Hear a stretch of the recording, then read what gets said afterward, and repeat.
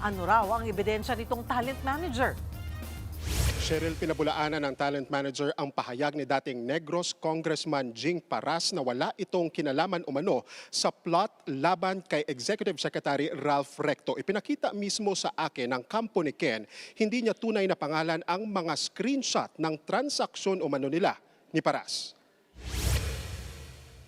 Kabadong humarap sa News 5 ang talent manager na nangangamba raw ngayon sa kanyang kaligtasan matapos mabunyag ang balak na i-frame up si Recto. Halos isang linggo nang nasa kustodiya ng NBI ang 58 anyos na talent manager. Ayon kay Ken, nitong Mayo sinimulan ang plano laban kay Recto at si Paras umano mismo ang lumapit sa kanya, nag-alok ng pera at nagpa-recruit ng mga taong gagamitin sa umano'y character assassination. Narito ang pahayag ni alias Ken. Actually, ang na-meet ko lang naman personally si Congressman Jing Paras. Kasi we became friends for, like, we started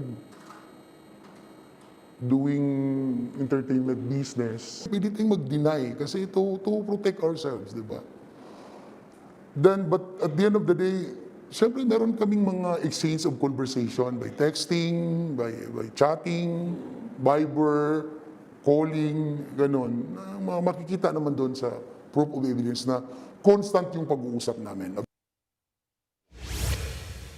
Ilan daw sa mga ebidensya ni Ken laban kay Paras sa mga screenshot ng kanilang pag-uusap at mga tawag na nasa kanyang cellphone na hawak ng NBI. Makikita raw dyan ang mga mensaheng nabura sa panig o mano ni Paras. Sa isa pang screenshot na may petsang July 14, mababasa ang mensahe ni Ken na handa na umano ang mga alaga nitong kinuha para sa frame up. Sumagot naman ng okay ang kausap ni Ken na may pangalang Kong Jing Paras. Sa panayam ko kay Ken, binunyag nito sa unang pagkakataon na siya raw pala mismo ang nagtimbre sa kampo ni Recto kaugnay sa plano laban ni Paras. Hindi raw mapalagay ang talent manager sa plano kaya nagsumbong daw siya sa kampo ni Recto. Pakinggan natin ang paliwanag ng talent manager. Ayoko na. So, ang ginawa ko, yung tawag siya ng tawag, nag-reach out ako sa aid ni Senator Ralph Recto kasi nakonsensya ba ako. Sabi ko doon na, not aware ka ba na mayroong pinaplano yung kabilang grupo. I've been messaging doon sa aid niya. I won't mention na lang name, pero nag-reach out ako sa kanya, nag-text ako sa kanya na, alam mo ba to, anak, na mayroong plans of character assassination ng boss mo. Paglilinaw ni Ken, hindi niya mismo nakaharap ng personal si Batangas Representative Leandro Leviste. Pero madalas daw siyang nababanggit ni Paras na siyang magpupondo umano sa plano. Samantala, ibinahagi rin ni Ken ang umano'y pagkakaroon ng rehearsal bago gawin ang mga affidavit ng mga babae. Pinaghandaan din umano ang mga magiging salaysay ng mga babae at kung paano nila ihahayag ang mga paratang laban kina Recto. Narito muli ang talent manager. Ikikwento lang naman doon sa statement ng mga girls na galing kami doon sa ganitong kondo, kung saan nakatira si Senador Ralph. Ito po yung ginagawa namin upon arrival inside the room. Ito yung mga ganun. Ito yung paano kami dinodroga, paano kami ganun. Nasa script eh. Wala lang akong kopya eh.